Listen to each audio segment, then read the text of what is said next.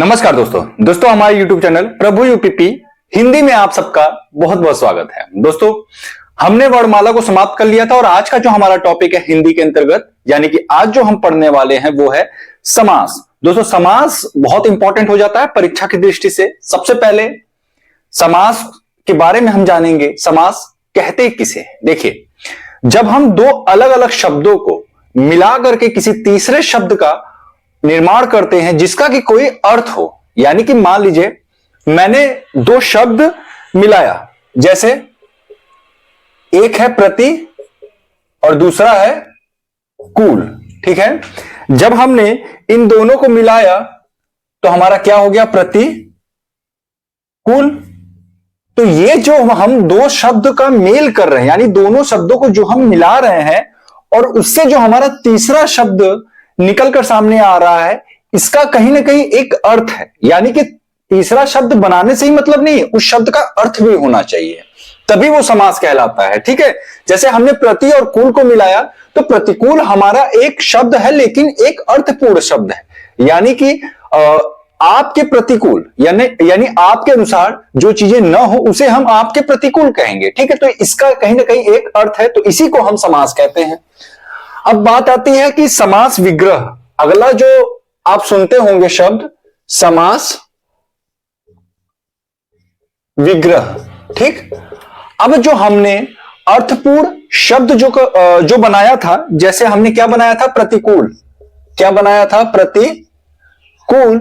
और इसी प्रतिकूल को जब हम अलग अलग कर देते हैं, यानी कि प्रति और कूल, जब हम इनको अलग अलग कर देते हैं तो ये हमारे क्या हो जाते हैं, समास का विग्रह हो जाता है, यानी कि समास को हमने अलग अलग कर दिया। ठीक है दोस्तों, देखिए किसी भी चैप्टर को समझने से पहले उसमें कुछ ऐसे शब्द होते हैं जिनको समझना आवश्यक होता है। तो समास को हम पढ़ने से पहले इसमें जो शब्द हैं इंपॉर्टेंट, उनको हमको समझ लेना बहुत आवश्यक है। तो दोस्तों आपने समास विग्रह भी समझ लिया। अब जो आपको एक शब्द देखने को प्राप्त होगा वो है समासिक शब्द। समासिक शब्द, या फिर आप कह सकते हैं कि समस्त पद, इसी को हम क्या कहते हैं, समस्त पद। अब ध्यान दीजिएगा, जो हमने दो शब्दों को हमने क्या लिया था, प्रति धन कूल। ठीक, इसको मिलाने के बाद जो हमारा तीसरा शब्द बनता है यानी कि प्रतिकूल, यही हमारा क्या कहलाता है, समासिक शब्द या फिर समस्त पद। ठीक है, अब इसके बाद जो अगला आपने जो है कि सुना होगा, पूर्व पद उत्तर पद, है ना, आपने सुना होगा पूर्व पद, उसके बाद उत्तर पद। ठीक, उसके बाद प्रधान पद। ठीक है, उसके बाद आपने सुना होगा गौण, क्या सुना होगा, गौण। ठीक है, गौण पद। ध्यान दीजिएगा, ये चारों बहुत महत्वपूर्ण जो है कि है, इनको समझ लेना बहुत आवश्यक है। देखिए पूर्व पद क्या होता है, ये जो आप प्रतिकूल देख रहे हैं ना, अगर आप इसको देखें तो ये दो भाग में है, प्रति और कूल। तो जो ये पहला वाला हमारा जो शब्द है, यानी कि जो आगे वाला रहता है, उसको हम कहते हैं पूर्व पद, और जो हमारा दूसरा वाला यानी कि जो पीछे वाला होता है, इसको हम कहते हैं उत्तर पद। ठीक है, इसको हम क्या कहते हैं, पहले वाले को पूर्व पद। ठीक, अब ध्यान दीजिएगा, अगला आता है प्रधान पद। क्या है अगला, प्रधान पद। देखिए जैसे कि हमने कोई शब्द ले लिया, चंद्रमुख, क्या ले लिया, चंद्रमुख। अब इसमें क्या होता है कि ऐसा शब्द, ये भी हमारा दो शब्दों के मेल से बना है, लेकिन इसमें हमको ऐसे शब्द का चयन करना पड़ता है जिसका कि अर्थ अधिक होता है, यानी कि जिसकी भूमिका अधिक होती है। तो अगर आप देखें कि इसका अर्थ अगर आप देखें तो चंद्र के समान मुख, उसी को हम क्या कहेंगे, चंद्रमुख। लेकिन इसमें जो प्रधान पद है वो हमारा क्या हो जाएगा, मुख। ठीक है, प्रधान पद क्या होगा, मुख होगा। अब ध्यान दीजिएगा, इसमें अगर आपसे पूछे कि गौण पद कौन सा होगा, तो दोस्तों गौण पद क्या होगा? चंद्र होगा, यानी कि जिसका कम महत्व हो। जिसका अधिक महत्व होता है उसको हम प्रधान पद कहते हैं, जिसका कम महत्व होता है उसको हम गौण पद कहते हैं। ठीक है, चंद्र हमारा क्या हो जाएगा? ये गौण पद हो जाएगा। उम्मीद करता हूं ये जो हमारे सभी जो महत्वपूर्ण शब्द थे जिसका कि हम प्रयोग करेंगे समास के अंतर्गत, आपको सभी शब्द के जो अर्थ है और उसका जो मतलब है वो बहुत अच्छे से आपको समझ में आया होगा। दोस्तों अब हम चलते हैं अपने समास के जो जितने भी प्रकार हैं। अगर आपसे पूछे समास कितने प्रकार के होते हैं तो आप क्या बताएंगे? समास के अगर आपसे प्रकार पूछ दिया तो आप क्या बताइएगा? समास होते हैं 6 प्रकार के। अगर आपसे सिंपल सिंपल पूछ दिया कि समास कितने प्रकार के होते हैं, समास कितने प्रकार के होते हैं, तो आप क्या बताएंगे? इसका जवाब आप दीजिएगा 6। लेकिन इसी में अगर एक शब्द ऐड कर दिया, यानी कि समास जो है प्रधानता के आधार पे, यहां पे अगर ऐड कर देता है कि प्रधानता के आधार पर समास कितने प्रकार के होते हैं, तो आप क्या बताएंगे? प्रधानता के आधार पर समास कितने प्रकार के होते हैं? 4। अब ध्यान से समझिएगा ये जो मैं आपको बताने जा रहा हूं। देखिए पहला जो हमारा समास होगा वो होगा अव्ययी भाव समास। अव्ययी भाव समास। और जो दूसरा समास होगा वो होगा तत्पुरुष समास। तत्पुरुष समास। और जो तीसरा है हमारा वो है द्वंद्व समास। द्वंद्व समास, ठीक। और जो हमारा चौथा है वो है बहुब्रीहि समास। बहुब्रीहि समास। अब देखिए ध्यान से समझिए, अगर आपसे पूछता है कि प्रधानता के आधार पर समास कितने प्रकार के होते हैं, तो आप क्या बताएंगे? 4 प्रकार के। वो इस तरीके से है कि जो हमारा द्विगु समास है, जो हमारा द्विगु समास और कर्मधारय समास, कर्मधारय समास, ये किसमें आते हैं? ये तत्पुरुष समास के अंतर्गत ही आते हैं। अगर आपसे सिंपल सिंपल पूछ देता है कि समास कितने प्रकार के होते हैं, तो आप क्या बताएंगे? 6 प्रकार के। लेकिन अगर उसमें ऐड कर दिया कि प्रधानता के आधार पर कितने प्रकार के होते हैं, तो आप क्या बताइएगा? 4 प्रकार के होते हैं प्रधानता के आधार पर। प्रधानता अभी मैं आपको समझा रहा हूं। देखिए अव्ययी भाव समास में क्या होता है कि इसमें पूर्व पद प्रधान होता है, यानी कि पहले वाला पद हमने बताया था ना आपको, जैसे चंद्रमुखी, तो जो चंद्र है ये हमारा पूर्व पद हो गया, ठीक। और जो मुखी है ये हमारा उत्तर पद है। तो अव्ययी भाव में समास में क्या होगा कि हमारा जो पहले वाला जो पद होगा वो अव्ययी भाव समास में जो है प्रधान होता है। तत्पुरुष समास में क्या होता है? उत्तर पद। इसमें क्या होगा? उत्तर पद प्रधान होगा। द्विगु समास में भी उत्तर पद प्रधान होता है। द्विगु समास में भी उत्तर पद प्रधान होगा। और कर्मधारय समास में भी उत्तर पद प्रधान होता है, ठीक है, उत्तर पद प्रधान होगा। अब द्वंद्व समास में ध्यान दीजिएगा, इसमें दोनों पद प्रधान होते हैं। इसमें क्या होता है? दोनों पद प्रधान होते हैं। बहुब्रीहि समास में क्या होता है कि इसमें दोनों पद प्रधान होते हैं, किंतु जो तीसरा पद है वो जो है अधिक, वो जो है प्रधान होता है, ठीक है। इसमें क्या होता है? तीसरा पद प्रधान होता है। अभी मैं बारी बारी करके सबको समझाऊंगा कि इसको जो है कि बस आप ये समझ ले कि किस आधार पे जो है कि प्रधानता के आधार पे हम 4 प्रकार से समास को बताते हैं। देखिए उत्तर पद, उत्तर पद, उत्तर पद, ये तीनों जो है समान है। ये तीनों क्या है? समान है। तो प्रधानता के आधार पे तीनों एक ही समास हुए, लेकिन बाकी के जो 3 हैं ये अलग अलग हैं। इसलिए हम प्रधानता के आधार पे जो है 4 प्रकार से समास को जो है बतलाते हैं कि समास 4 प्रकार के होते हैं। दोस्तों अब आप पहला जो हेडिंग दीजिएगा वो है अव्ययी भाव समास। क्या है? अव्ययी भाव समास जो हमारा पहला समास होगा उसको हम देखेंगे और उसको हम ये जानने का प्रयास करेंगे कैसे हम उसको जो है पहचान सकते हैं। बिना देखिए रट्टा नहीं मारना, हमको नियमों को समझना है, बड़े ही आराम से हम नियमों को सीख रहे होंगे। बस वीडियो को बिना स्किप किए अंत तक देखिएगा। पहला क्या है हमारा, अवयवी भाव समास। ठीक, इस समय सबसे पहले तो मैं आपको बता दूं कि प्रथम पद प्रधान होता है। प्रथम पद क्या होता है, प्रधान होता है। और इसके अलावा इसमें उपसर्ग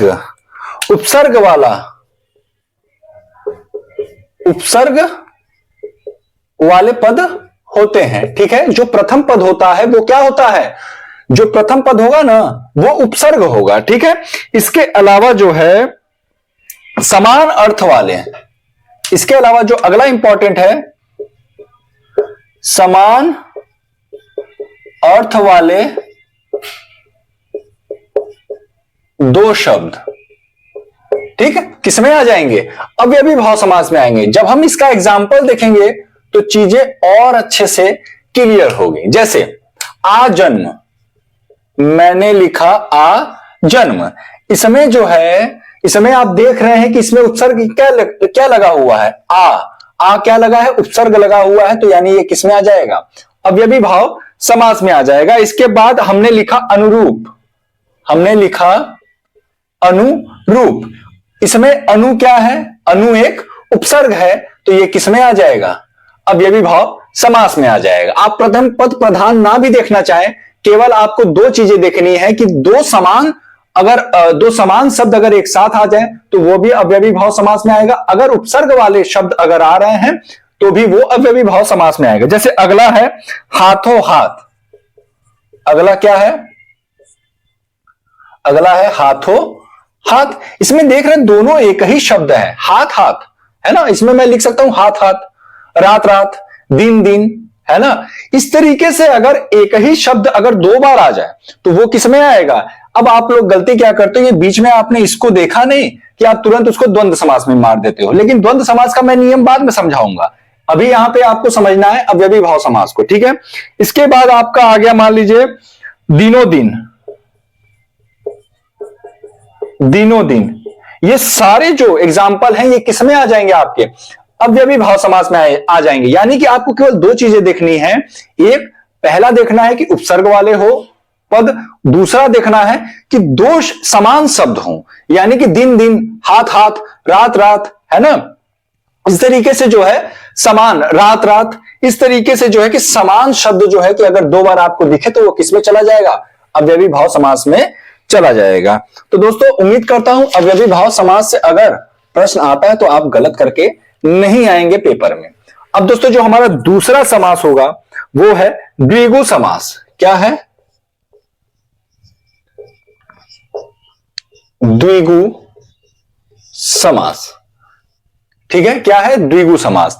अब ध्यान दीजिएगा, इसकी पहचान हम कैसे करेंगे, इसकी पहचान हम कैसे करेंगे। इसमें क्या होगा, जो पूर्व पद होगा, जो पूर्व पद होगा वो होगा संख्या वाचक। ठीक, जो पूर्व पद होगा वो संख्यावाचक होगा। इसके अलावा इसमें उत्तर पद प्रधान होगा। ठीक, अब इसको हम एग्जाम्पल के माध्यम से अच्छे से समझने का प्रयास करते हैं। जैसे अगर आपसे पूछ दिया कि दशानन जो है किस समास के अंतर्गत आता है, तो आप देख रहे हो आनन, दशानन यानी कि 10 आनन। ठीक है, इसको अगर आप विग्रह करें तो 10 आनन होगा कि नहीं होगा, 10 आनन। तो 10 क्या है, 10 एक, जो 10 है ये एक संख्यावाचक है, ये क्या है, एक संख्यावाचक है, तो ये किसमें आ जाएगा, द्विगु समास में आ जाएगा। लेकिन इसमें उत्तर पद प्रधान है, यानी कि जो बाद वाला, जो ये बाद वाला है ना, ये हमारा प्रधान है। ठीक, तो आपको दो चीजें देखनी है द्विगु समास के लिए। पहला कि जो हमारा आगे वाला होगा ये एक संख्यावाचक होगा, और जो आखिरी वाला होगा वो आपका प्रधान होगा। ठीक है, जो उत्तर पद है वो प्रधान होगा। इसमें और देख लेते हैं हम, दोपहर, दोपहर। इस समय देखिए आगे क्या आ रहा है, दो आ रहा है कि नहीं आ रहा, संख्यावाचक है कि नहीं है, ठीक है, दोपहर, ठीक। इस समय आप लिख सकते हैं नवरात्रि, नवरात्रि। तो आगे क्या आ गया, संख्यावाचक आ गया, और रात्रि आप जानते हो, ठीक है, नौ रात्रि, ठीक। इसी के साथ आप लिख सकते हो शताब्दी, शताब्दी क्या हो जाएगा, 100 वर्ष, ठीक है। अब इसी के साथ सप्ताह, सप्ताह 7 दिनों का समूह। इसी के साथ आप लिख सकते हो पंजाब, पंजाब क्या है, पंजाब है 5 आब का क्षेत्र, ठीक है, 5 आब का या फिर आब वाला, यहां पे आप वाला भी कर सकते हो। तो ये 5 क्या है, एक संख्यावाचक है, 7 क्या है, संख्यावाचक है, 100 क्या है, संख्यावाचक है, ठीक है। ये सारे के सारे, एक चीज आप लोग ध्यान दीजिएगा, एक चीज आपको यह ध्यान देना है, कभी भी द्विगु समास में अगर आपको अगर एग्जाम्पल देखना है, एग्जाम्पल अगर आपसे पूछा है, तो आप ध्यान ये दीजिएगा कि 1 से लेकर के 9 तक होनी चाहिए संख्या। क्या होना चाहिए, शर्त, मैं यहां पे लिख देता हूं, शर्त क्या है पहचानने का, 1 से लेकर 9 तक का संख्या होना चाहिए। इसके अलावा जो हमारे मतलब ऐसी संख्या जिसमें कि 0 लगा हो, जैसे 10, 20, 30, है ना, 40, इसके बाद सैकड़ा, शताब्दी, ये सब किस में आएगा, ये सब द्विगु समास में आएगा, 1 से लेकर 9 तक, और उसके बाद ऐसे नंबर जिसमें कि 0 लगा हो, वो हमारा द्विगु समास में आ जाएगा। मान लीजिए ऐसा कोई शब्द दे दिया जिसमें 11 आ रहा हो, ऐसा शब्द दे दिया जिसमें 12 आ रहा हो, तो वो क्या होगा, ये हमारा द्विगु समास में नहीं आएगा। ध्यान दीजिएगा इसको, ठीक है, इसको ध्यान दीजिएगा। अगर 11, 12, 13, 14, 15 इस तरीके से अगर आ जाता है बीच में, तो ये हमारा क्या होगा, ये हमारा द्विगु समास में नहीं आएगा, ठीक। अब दोस्तों जो अगला समास है वो है द्वंद्व समास। क्या है, द्वंद्व समास। ध्यान दीजिएगा, इसको पहचानने के लिए सबसे पहले तो इसमें दोनों पद प्रधान होते हैं, इसमें कोई एक पूर्व पद या उत्तर पद प्रधान ना होकर के इसमें दोनों पद प्रधान होते हैं, ठीक। इसके अलावा इसमें दोनों पदों के बीच में योजक चिन्ह, योजक चिन्ह का प्रयोग होता है, ठीक। इसके अलावा जो है, जब आप विग्रह करेंगे, विग्रह करने पे या अथवा और लगे होते हैं, ठीक। जब भी आप ऐसे शब्द का विग्रह करें जहां पे आपको या अथवा और इन तीनों में से कोई भी एक अगर लगाना अनिवार्य हो जाए, तो समझ जाइएगा कि वो किसमें आ जाएगा, आपका द्वंद्व समास में आ जाएगा। इसके बाद ऐसे शब्द इसमें आते हैं जो लगभग एक साथ बोले जाते हैं, एक साथ बोले जाने वाले शब्द। अब इसको जरा ध्यान से देखिएगा, इसके एग्जाम्पल को समझिए, चीजें क्लियर हो जाएंगी, ठीक। जैसे मैंने लिखा रात दिन, रात दिन। कुछ लोग क्या कहते हैं कि भाई द्वंद्व समास ऐसे समास हो जाते हैं जिसमें कि दोनों शब्द एक दूसरे का विलोम बताते हैं, जैसे बड़ा छोटा। ऐसा नहीं है, ऐसा नहीं है। रात दिन, ठीक है, रात दिन क्या हो गया आपका, ये द्वंद्व समास में आएगा, बीच में योजक चिन्ह लगा हुआ है और दोनों पद प्रधान है। जब ये बीच से आप योजक चिन्ह हटाएंगे तो आप क्या लिखेंगे, रात और दिन, ठीक है। इसी के साथ अगला जो आपका आता है वो है लाभ हानि। लाभ हानि, या फिर आप खरा खोटा, खरा खोटा, भाई बहन, सुख दुख, ये सब के सब आपके किस में आ जाएंगे? द्वंद्व समास में आ जाएंगे। ठीक है, ध्यान दीजिएगा। अब इसी के साथ आप इसमें और भी जोड़ सकते हैं, माता पिता, चाचा चाची, है ना, मामा मामी, जो भी जोड़ना चाहे, मतलब कि ऐसे होने चाहिए लेकिन जो कि बीच में क्या हो, योजक चिन्ह जो है लगते हो। ठीक है, अब दोस्तों जो हमारा अगला समास है वो है कर्मधारय समास। कर्म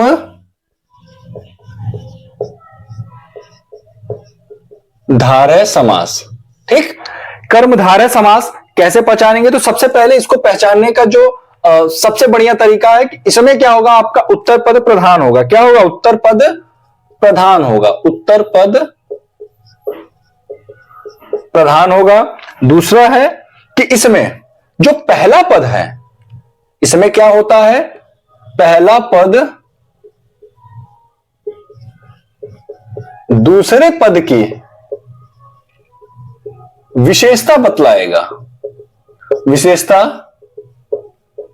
बतलाता है। अब इसको एग्जाम्पल के माध्यम से समझते हैं। जैसे मैंने एक शब्द लिया नीलकमल,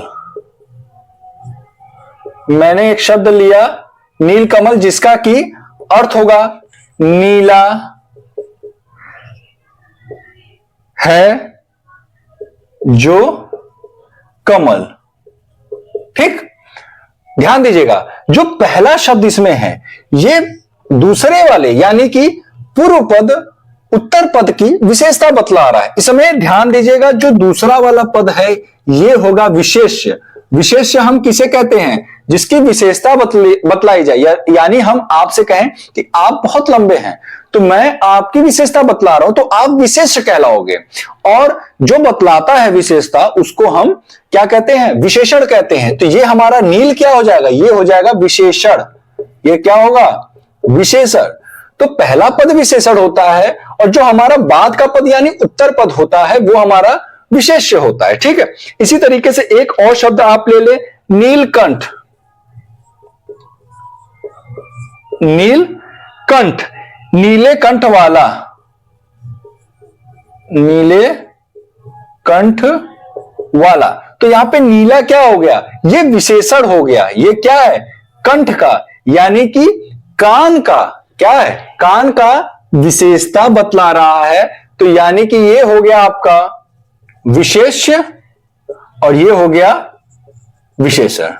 समझ में आ रही मेरी बात? इसी में आप और एग्जांपल देख ले, जैसे प्राण प्रिय, प्राण प्रिय। ठीक है, इसके अलावा महावीर, महावीर। ठीक, इसके अलावा महान पुरुष। ये सारे के सारे महान है जो पुरुष, ठीक है, महान है जो वीर, ये सब के सब आपके किस में आ जाएंगे? ये सब के सब कर्मधारय समास में आ जाएंगे। तो दोस्तों आज हमने 4 समास को कवर किया। अगले वीडियो में हम जो बाकी के हमारे 2 समास बचे हुए उनको कवर करते हुए, पहला हम देखेंगे तत्पुरुष समास, दूसरा हम देखेंगे बहुव्रीहि समास। इन दोनों को देखने के साथ ही जो है कि हमारा समास जो है वो समाप्त हो जाएगा। दोस्तों समास का ये हमारा पहला वीडियो था। दूसरे वीडियो को आप मिस न करें, क्योंकि दूसरा वीडियो जो है जिसमें कि हम तत्पुरुष समास को पढ़ेंगे, जो कि एक लंबा समास है, उसको जो है कि हम बहुत अच्छे से देखेंगे। वहां से प्रश्न ज्यादा पूछे जाते हैं। तो दोस्तों उम्मीद करता हूं ये सेशन आपको पसंद आएगा। दोस्तों सेशन अगर अच्छा लगा तो प्लीज इस वीडियो को लाइक करें, चैनल को सब्सक्राइब करें। दोस्तों फिर मिलेंगे किसी अन्य वीडियो के साथ, तब तक के लिए जय हिंद, जय भारत।